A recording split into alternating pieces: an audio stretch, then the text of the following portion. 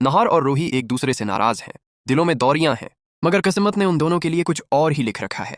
खाटू श्याम जी के दरबार में एक मासूम सी बच्ची की वजह से नाहर के हाथ से संदूर रूही की मांग में सज जाता है। बरसों की जुदाई के बाद यह लम्हा इतना जज्बाती और रोमानवी है कि देखने वालों की आंखें भी नम हो जाती हैं। दोस्तों, ये संदूर कोई मामूली इत्तेफाक नहीं, बल्कि नाहर और रूही के सच्चे प्यार की जीत है। लेकिन असल तूफान तो तब उठता है जब स्पर्श और रूही की दादी ये मंजर अपनी आंखों से देख लेते हैं। क्या अब भी दादी अपने फैसले पर उड़ी रहेंगी? रूही की मांग में नाहर के नाम का संदूर देखकर स्पर्श के पैरों तले जमीन खसक जाती है। वो बड़ी तरह घबरा जाता है। दूसरी तरफ दादी अब भी स्पर्श और रूही की जोड़ी के कसीदे पढ़ रही हैं और इसी रिश्ते को कामयाब देखना चाहती हैं। दादी का यही रवैया आने वाले ट्रेक में एक बड़ा तूफान लेकर आने वाला है, क्योंकि वो अब भी रूही की शादी स्पर्श से ही कराना चाहती हैं। तो क्या रूही अपनी दादी के खिलाफ जाकर नाहर का हाथ थामेगी, या दादी की जिद एक बार फिर इन दोनों आशिकों को जद्दा कर देगी? आखिर वो घड़ी आ ही गई जिसका सबको बेसब्री से इंतजार था।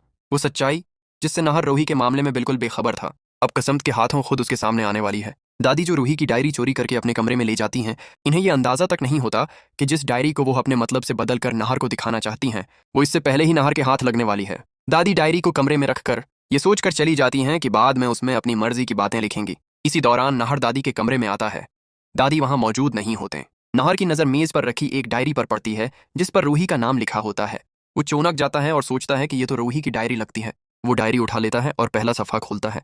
पहले ही सफ़े पर रूही के दिल की वो बातें लिखी होती हैं जो बरसों से उसके दिल में दफन थीं।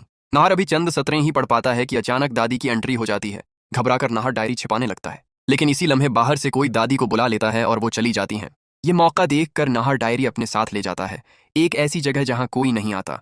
दूसरी तरफ रूही अपने कमरे में है। उसे अभी तक ये मालूम नहीं कि उसकी डायरी गायब हो चुकी है, और ना ही ये कि उसे किसने चुराया है। इधर नाहर डायरी के एक एक सफ़े को पढ़ता जाता है। वो तमाम यादें, तमाम एहसासात, रूही के दिल का सच्चा हाल, सब कुछ उसके सामने आ जाता है। आखिरकार वो इस सफ़े तक पहुंच जाता है जहां रूही ने अपने सच्चे प्यार का इकरार किया होता है। रूही ने लिखा होता है कि वो आज भी नाहर से बेअंतहा मोहब्बत करती है, ना उसे कभी भुला सकती है और ना ही किसी और को इस जगह दे सकती है। वो आज भी नाहर को ही अपना शौहर मानती है, और दादी के दबाव में जो फैसला उसने किसी और से शादी का लिया है वो इसकी मजबूरी है, इसकी खुशी नहीं। ये सब पढ़कर नाहर के होश उड़ जाते हैं। उसके कदमों तले जमीन खसक जाती है। आज पहली बार वो सच और झूठ में फर्क कर पाता है।